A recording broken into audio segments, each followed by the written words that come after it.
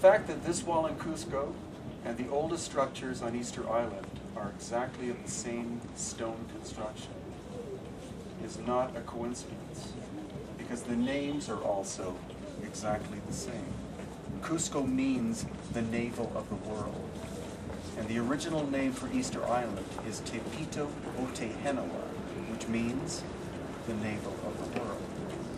One may be older than the other, but using the same name for two places is very common in cultures. The host city or the host center is what the satellite center is named off of, and Easter Island was probably the satellite of the ancient culture of the coast of Peru. The wall. Beautiful. On this stone, and many of them, you see these little white points, which are the tool marks left by the masons.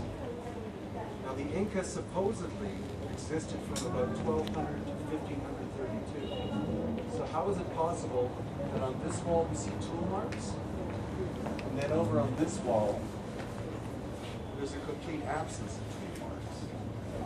Over a period of 300 years, that couldn't happen. What that tells us is the Inca built that wall, and that this one predates them by hundreds if not thousands of years. This wall existed before the Inca era. Oh, I guess. Yeah, the distance is good and the speed, so I'm going to go in the back. And how much more do you do? Where else are you trying to accomplish? Go to the end. I want to go this way and then that way. Al final, eso, rápido como eso. Que vaya bien rápido. Vas para allá y voy a ver.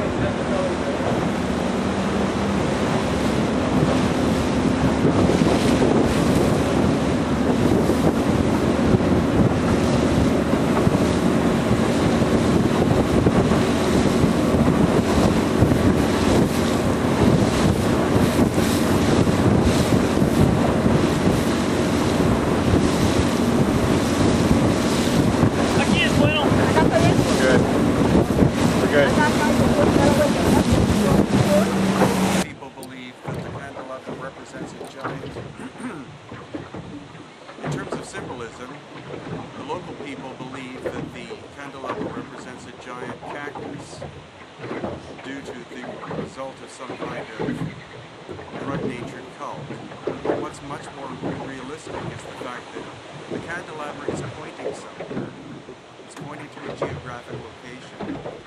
Interestingly enough, where the center is pointing right now is Antarctica. And according to the theory of Hapgood, Antarctica is actually where Atlantis was. Due to a shifting of the poles thousands of years ago, Atlantis used to be closer to being in a temperate zone, and now it's in the equator. But in several thousand years ago, Antarctica could have been Atlantis, and it could have had life, civilizations, and lots of vegetation on it. So the candelabra seems to be pointing in that direction. A lot of obvious antiquity. I mean, you're looking at me. Okay, let's start over.